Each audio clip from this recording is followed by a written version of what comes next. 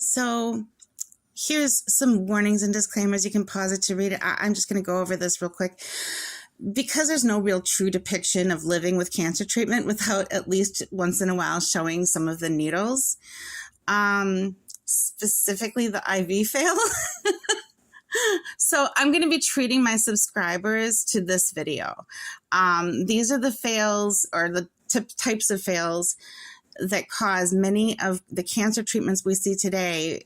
They get a bad rap for shrinking veins and causing veins to roll, flatten, collapse, or whatever. So I want to assure you, the nurse in this video, she's super well trained. She's very highly skilled. She's completely capable.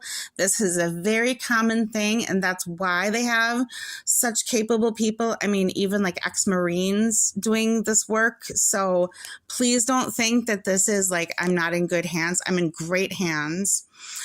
Their policy where I go is 2 strikes, you're out. So they get 2 tries.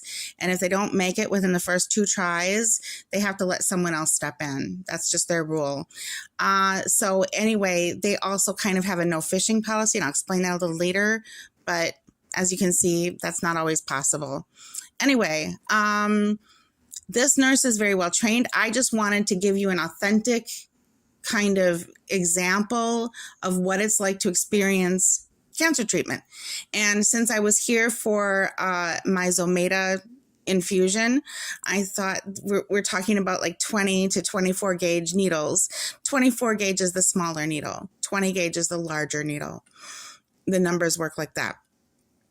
Anyway, most of the time, I want to really preface this by saying this can usually be avoided by increasing your water intake in the days leading up to the IV, like a whole week before. If you have noticed, just slam the water, lots and lots of water. I mean, not to give yourself kidney issues, but drink your full daily amount of water, and then maybe like an extra cup.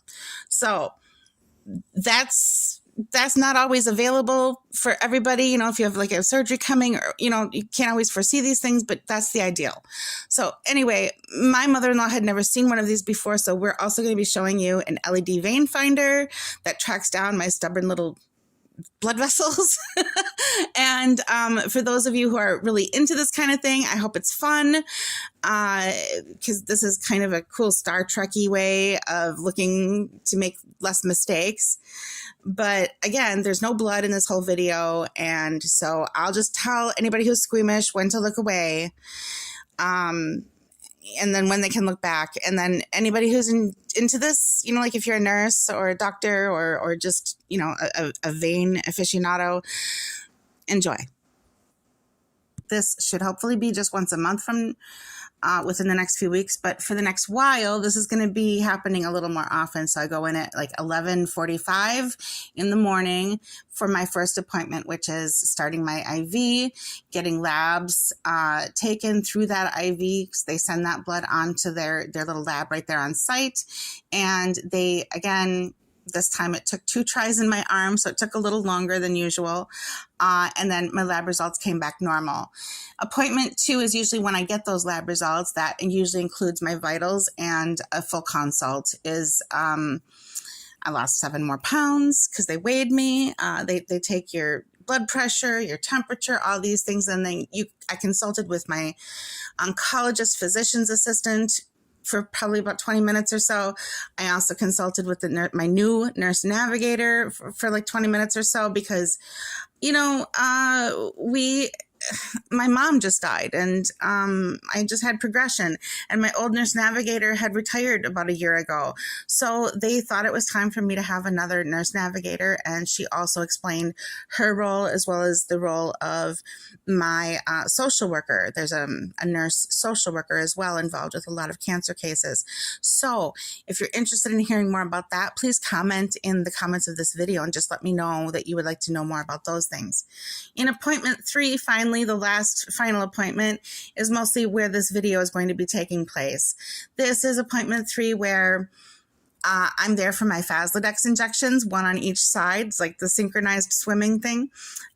Instead of sequins and water, it's needles and cancer drugs. And then they're going to pull out that old, they already pulled out the old IV where the footage starts, because the old IV, the saline that they were trying to inject into it, it just wasn't going and it was just stinging. So they decided to start a new IV. And then after this video, which I'm not going to show, but they're going to start the Zometa Infusion. And then I sat around for another 45 minutes. So altogether, I left there. It was a little after 3 p.m. So from about 11:45 to about 3:15 is about how long this all took. And no noticeable Zometa side effects the next day. So with no further ado, here's that video. And again, this is going to be a little bit needly. So if you're, real squeamish, maybe look away and just listen.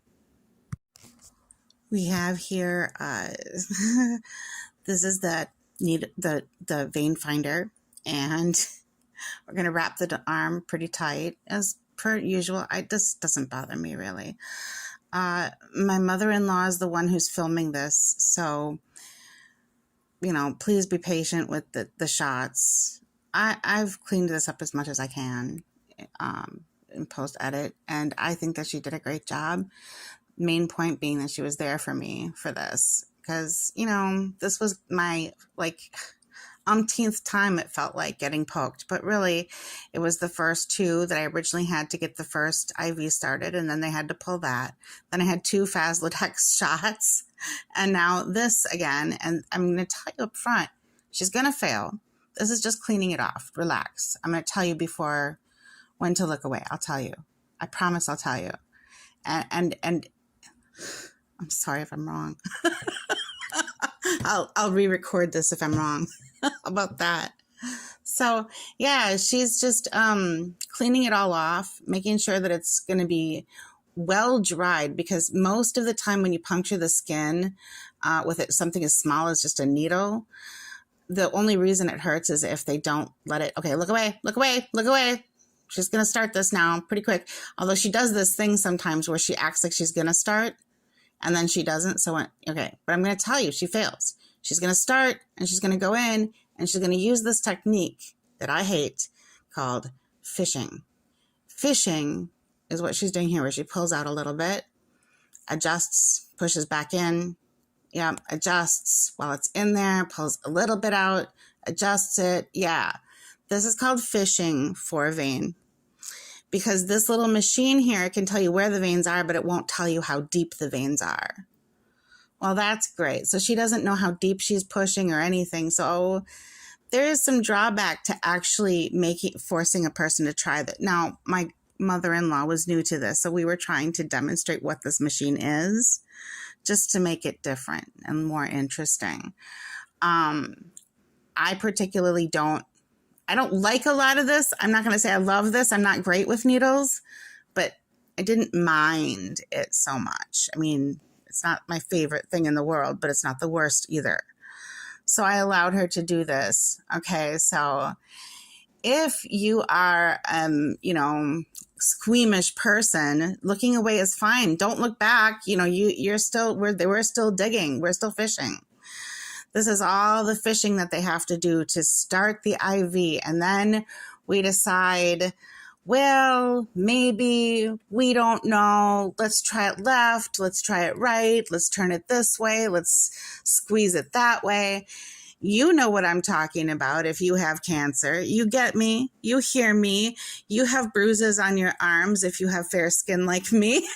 This is called fishing. Don't look back. We're not done yet.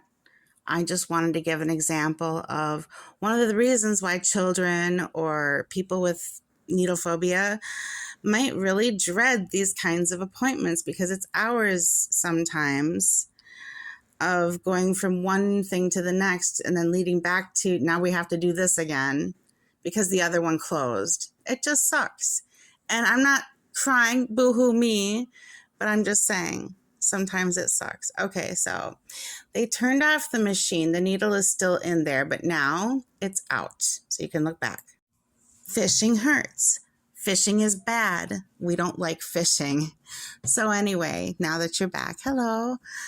We're still looking, and we're using this machine again to find my hands, because I offered her, maybe you could find something in my hands, because sometimes that's where they start it from my PET scans, because they have to start IVs from those too.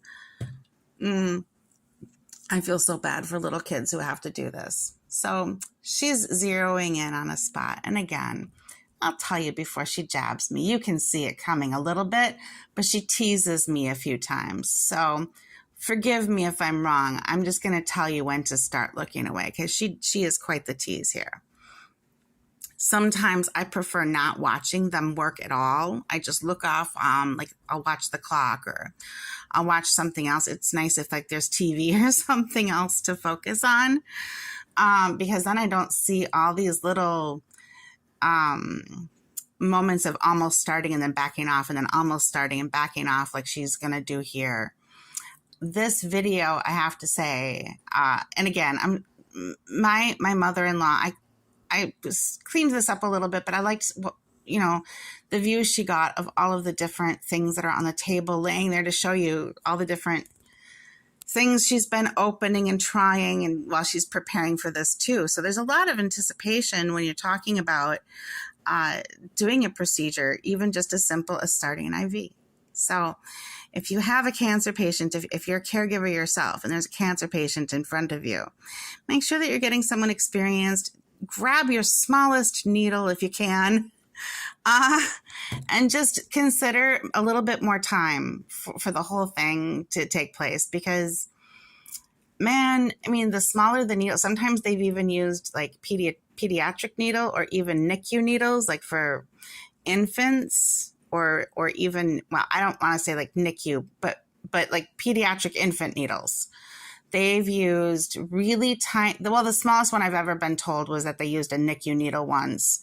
And that was just for a scan because they could put it in slowly. That wasn't required for them to do it fast. But like if you have a surgery, sometimes they need to get that 20 or 24 gauge needle in. I'm forcing myself to watch this because I figure if you have to, well, if anybody else is going to do it, I should do it too. Sometimes I prefer not watching them work at all. I just look off, like I'll watch the clock or I'll watch something else. It's nice if like there's TV or something else to focus on, because then I don't see all these little moments of almost starting and then backing off and then almost starting and backing. Anyway, this machine starts to go a little bonkers, and so she's having trouble with it before she can even start the thing. Look away. Don't look right now. She's really going for it right now. And this is a hard thing to watch and continue breathing. So if you're not, breathe. Just breathe. In, out, it's done. It's done. It's just like that. It's done. Okay.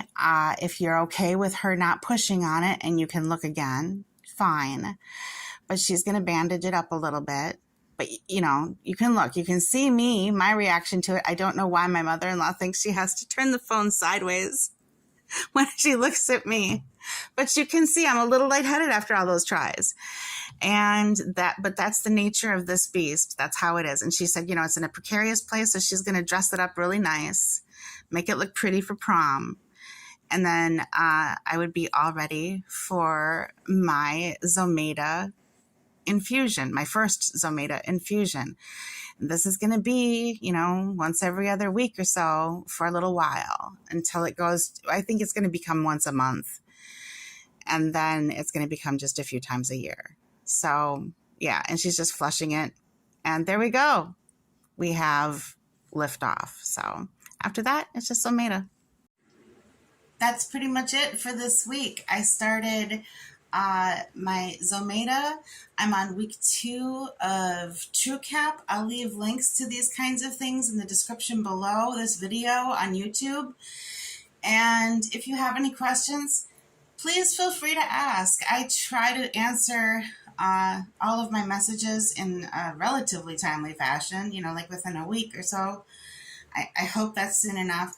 But, you know, I'm really grateful that you took this time with me just to watch my video, hang out with me, and I feel somehow like I'm less alone because other people know what this is like too. So for what it's worth, I hope it helps, and please have a great day. Be kind to yourself and others, and, you know, hug someone you love today if it's at all possible. And if you can't hug them, then at least tell them. All right, take care. Bye.